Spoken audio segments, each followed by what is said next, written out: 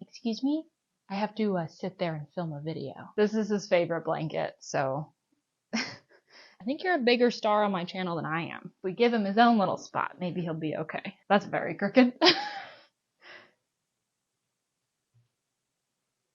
What are you doing? What are you biting it? Guess what we're doing? You already know, it's in the title. What are you doing though? So today I am going to be tier ranking the Booker books. This is my first time tier ranking the books of Booker, and actually this is my first time tier ranking at all. In the past, I've ranked all of the books from my least favorite to most favorite, and I just kind of wanted to do something different this time around. So I figured, why not tier ranking, you know? I'm gonna go ahead and say right off the bat, I have not read 4 of the long-listed books. So 4 of them are just gonna be not in this. Okay, so without further ado, we're gonna get into it. I just got like really weirdly nervous about this for literally no reason. This is just like my opinions. Let's go over the tiers. So the first one is, oops, I didn't read it. My bad. The next one is, I'm not mad, just disappointed. This is like the one like negative, I would say, category that I have. Then I have had a good time, would recommend. It wasn't incredible or anything, but like I definitely recommend it to read, you know? Read this so I can talk about it more. Loved it, and I want to talk to you about it. And then we have one last tier called I loved it so you don't have to, which I made for one specific book. All right, let's get going. So first I'm just going to quickly just slot the books in that I didn't read, just so that we don't have to like, you know, go on about it. So that is How to Build a Boat, Pearl, The House of Doors, and Old God's Time. So basically, I was working on reading through all of the books, but once the shortlist was announced, any books that were not shortlisted that I hadn't read yet, I just kind of didn't feel like it, because I was already reading them in order of the ones I was the most excited to get to. So, okay. Now we'll go in order of how they appear at the bottom. So let's start with The Bee Sting, which I actually have here. This is a great book. I think that this has been pretty positively received by most people that have read it. Probably the most criticism that you've heard, if you've heard any, is it's a little long, which I agree. I think that it could have been cut down a bit, but I think that about most big books. So there were just like a couple areas where I was like, not really necessary. But I think that it does a great job of like getting you to really know the characters. This centers around a family of 4, and you get this view through the children first. So the children are PJ and Cass. So you get a long section with Cass and then a long section with PJ. And it's really interesting to start off the book like that. Like I was starting to think that the entire book was just going to be the children's perspectives because we were with them for so long. But because you get so much time with them and seeing things through their perspectives, you start getting this idea of their parents, but you're getting it through their children. And as we know, children see their parents as wildly different than anyone else in the world would see them as. And they tend to think that their parents' lives began when they had children, which is not the case. So once you get to those parents sections, then you get to see how they got to the point of having kids and what their perspectives on the things that are even happening during that point in their lives and how that differs from their children's perspectives. And the individual characters in it feel so vastly far apart from each other while living in the same place for most of the book. Like their perspectives are so different from each other. Their opinions are so different from each other. And yet they still at the core are a part of the same family, and they can be in the same room with each other and just feel miles apart. And I think that it does a good job of really showcasing the individuality that there is within a family unit. Each of the portions of the book that are for those characters are told very differently. Like the writing itself is different. Also, you can't like trust anything that any one person says, even though they might believe it. Like they might have said the thing for so long that they believe it. And then I also think that this one focuses a lot on the way that parents influence their children, both the parents that are in this and then also the parents of them. So overall, where do I put it in my little ranking here? Read this so I can talk about it more. I love talking about this book. I would talk about it all the time. Oof, okay. Next is Prophet Song. So I don't think that this is going to be an unpopular opinion, but I had a hard time connecting with Prophet Song because of the writing. I feel like I've already heard many people say that. I think that the intent behind the writing in this book and this very like flowing, I guess, way that it's told, the stream of consciousness, but I don't even want to call it that because there are stream of consciousness books that I really like and feel vastly different than this one. But I guess technically, but the way that it's written, it makes it seem like it should be pulling you in more and like you should understand the characters more. But for me, I felt like it just pushed me away. I felt like I could not, I was like trying to find a way in to like relate to be in this story more. And it was like, no, you're not invited. So in the beginning, I thought, well, okay, maybe that's the point. Maybe it's supposed to keep you at a distance. But it just lasts for so long that even if that was the point, I feel like it sacrifices way too much to keep the reader from really connecting with the book. And also I've watched enough other reviews at this point to know that it didn't do that to other people. It really drew them in. So I think that that's the point. And it just was not working for me at all. So I'm willing to consider that might be a me problem. But what I don't think is a me problem, and another gripe I have about this book, is the mother character. I haven't even said what this is about.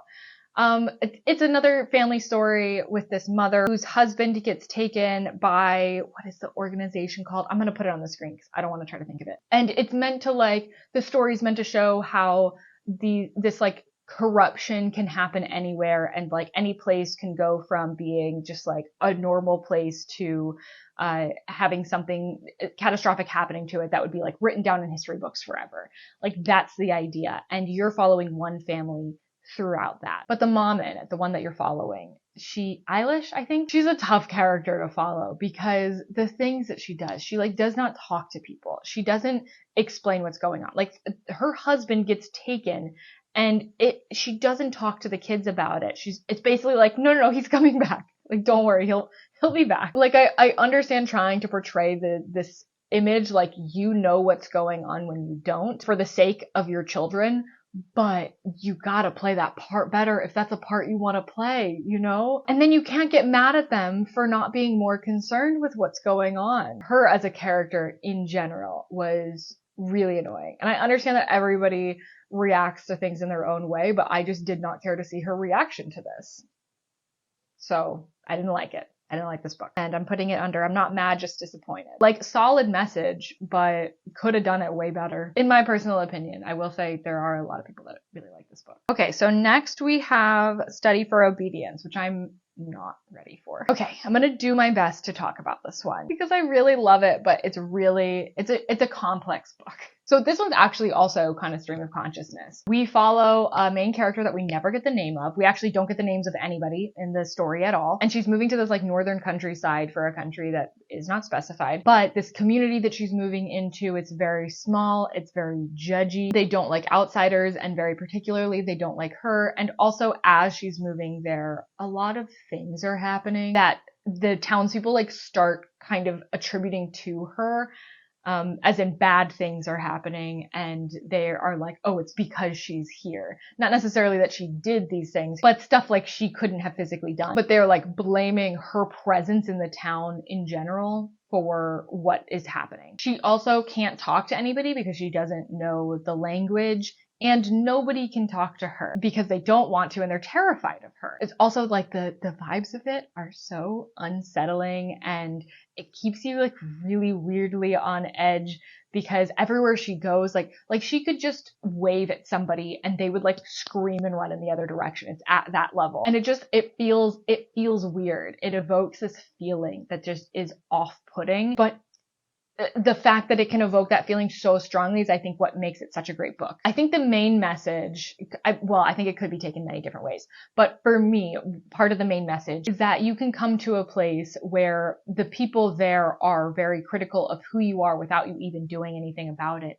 And you can try to be like this model citizen for them, like just do your best, stay quiet, stay out of the way, but like still be contributing in some way to the little society there. And even still, people are going to be terrified. Like people are going to still have those same opinions that they did before then. But even in this instance, she is trying so hard to be that, to be this kind of like women are seen and not heard. Although I think that the town would rather not even see her. And I think that it does play a lot into like a woman's role. But further than that, she is also Jewish. And there's definitely some anti-Semitism throughout the book towards her. So she is an outsider, and she seemingly to the reader is trying to like be the best version that she could even hope for herself. However, I think it also dips its toes into this theme of, can you really trust the narrator? This idea that like, if this is what everybody thinks of you, what if you just played into it a little bit? I like that angle, and I would love to reread the book with that in mind going into it. That being said, this is the book that I created that top category for.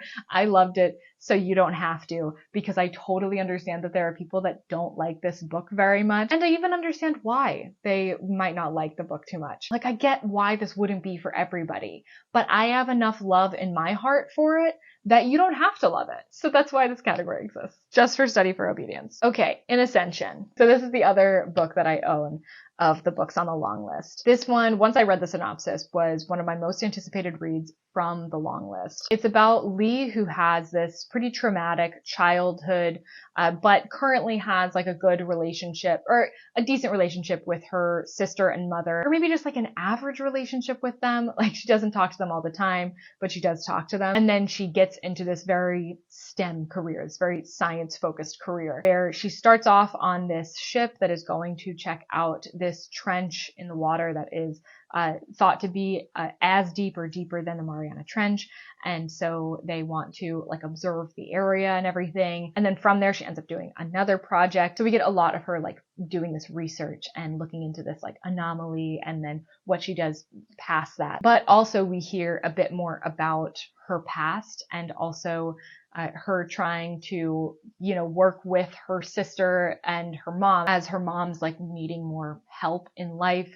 But Lee is really focused on her career, and she's having a hard time because she's getting like pulled back into this family dynamic that, while it currently is good, she doesn't have the best memories of it, and it had a very bad beginning. And I think in her ideal world, she would just be into the science of it all, but she doesn't feel like she can fully do that. Not only that, but there is a lot on like psychology in general in here, which I really liked, because Lee works in the field that she does and on the projects that she does. She is oftentimes in a very secluded group where she can't interact with other people at all for the purposes of contamination, or because she's at a site that is really far from anything else and it would be really hard to get anywhere else, or she's got super tight deadlines so she can't leave anyway to like travel somewhere else to go visit people. So she's oftentimes in these very like secluded atmospheres, and that can do a lot to a person's brain. So it explores that a bit as well, which I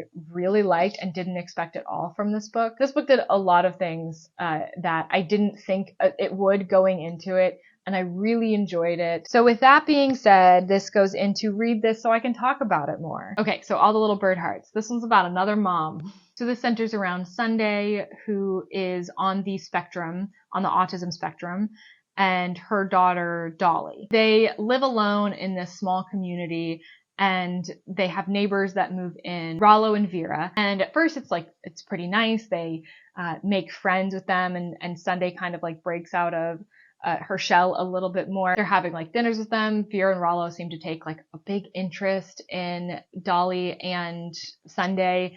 And it's almost nice initially, but it does seem like there are some more sinister intentions behind that. Like they're maybe more interested in Dolly and taking care of Dolly than they are in like befriending Sunday. And it's this gradual shift, but I think that it mostly feels gradual because you're from the perspective of Sunday, who can't always see the, little nuances in conversations and the real intent behind what somebody's doing. And I think at the heart of it, this book is a bunch of people around Sunday thinking that they know what's best for her life, for her daughter's life, almost acting as if she's not even a real person. She's kind of like this object that they can manipulate and move around at will. But the whole time you're in Sunday's head, so you get her emotions, her feelings, and you're seeing this kind of happen around her and her get put into these specific situations. It's really sad to read that.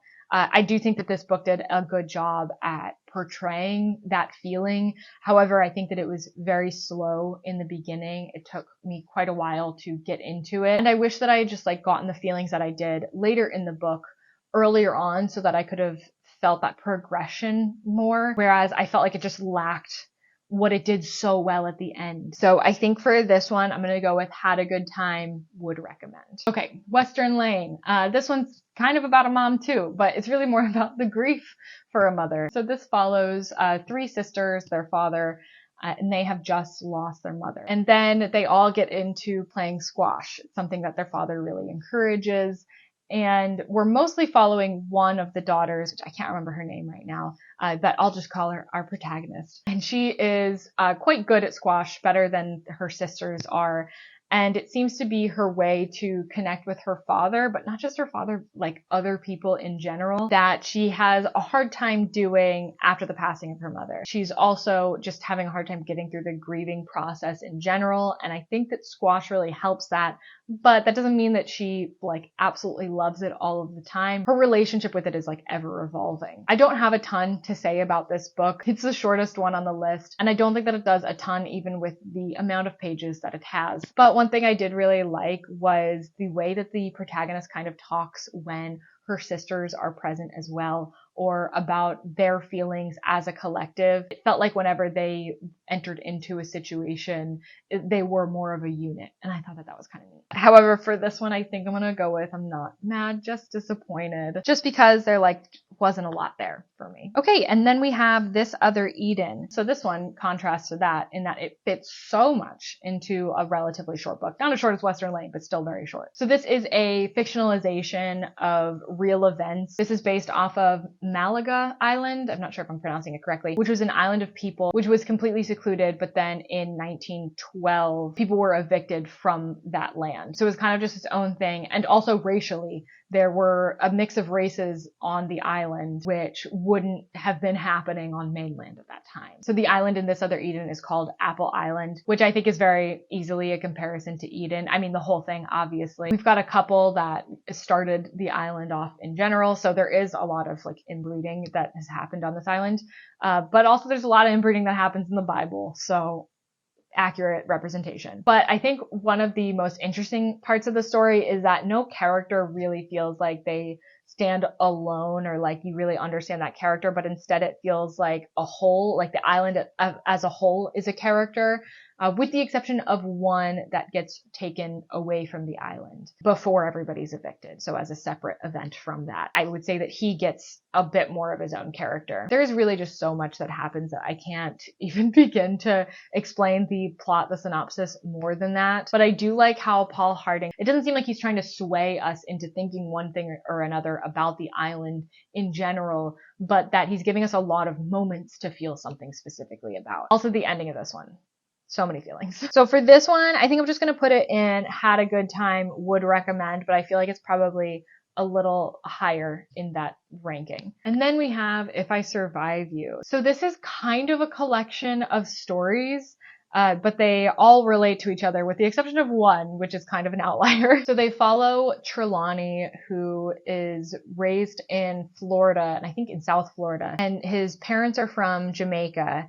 And he's kind of trying to figure out really who he is. There's a large question of like, who am I? What am I as a person when I feel like I fit so many different identities, but only a little bit fitting those identities. So obviously he's got Jamaican ancestry, but he's in the US, and also he's growing up in a place that has a strong like Cuban influence. So a lot of Spanish speakers. And as he navigates life, especially early in his life, he's really just filling like different roles that don't ever feel like they 100% fit, but he's just trying to basically get through with having some sort of community or friends at all. Also, he has a brother, Delano, who is treated very differently than him. Like they have very different experiences for being so close in age, and you would kind of expect them to be able to lean on each other a bit, but they don't at all.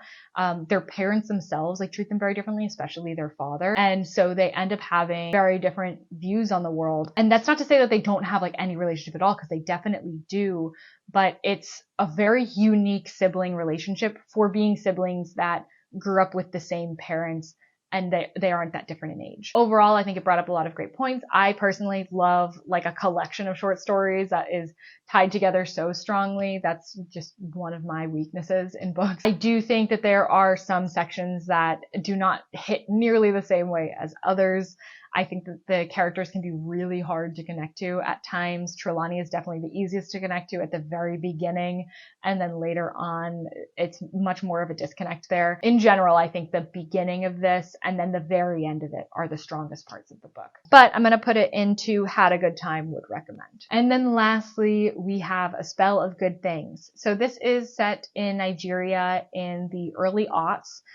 And specifically in the Osun state. And it's really this portrayal of like wealthy and not so wealthy, the haves and the have-nots. So for the haves, we have Waraula, and I'm so sorry about any bad pronunciations. She comes from a like upper middle class family. She is now a doctor, although super overworked. So she's representing that side. And then on the other side, we have Eniola, whose family is struggling a bit more. He's younger, but he looks older than he is. I think he's like 16 in the book, or to give them the best chance going forward. And they are so low on funds that they kind of have to decide which of their two children gets the better education. It's really heartbreaking, like that whole conversation in general, because you know that they're like just trying to do the best thing. And even you as a reader, it makes you very empathetic. It makes you very much feel like, okay, yeah, I agree with the decisions that they're making because like this is what they're led to. And I think that his side of things, Eniola's side of things, show so much how even somebody who can come from a loving home, whose parents are clearly trying their absolute best for him, can still like descend into this character that is so below what his potential is. Purely because of the broken system that he's growing up in. And then on the other side, Waraula's story is really more gender focused. What she deals with being female and the expectations put upon her as well as her sister. Purely thinking about like becoming the best version of themselves to be a wife. Being at family gatherings and others being like, oh, what would your in-laws think of that? Or, oh, your future husband wouldn't like that. And constantly needing to live up to this thing that like it's not even in their lives yet. I really loved this book. I'm putting it in to read this so I can talk about it more. I have not seen enough people talking about this one, and I need more conversation on it. Okay, that's all of them. That's my tier list for the Booker books. I would love to know what your tier list would be and also what you think the winner's going to be. Anyways, I hope that you did enjoy watching. If you like tier ranking videos, let me know because there are definitely some bookish ones out there that seem like they could be fun to do. And other than that, have a great day, or night. I don't know what time it is there. And subscribe, and I will see you in the next one. Bye.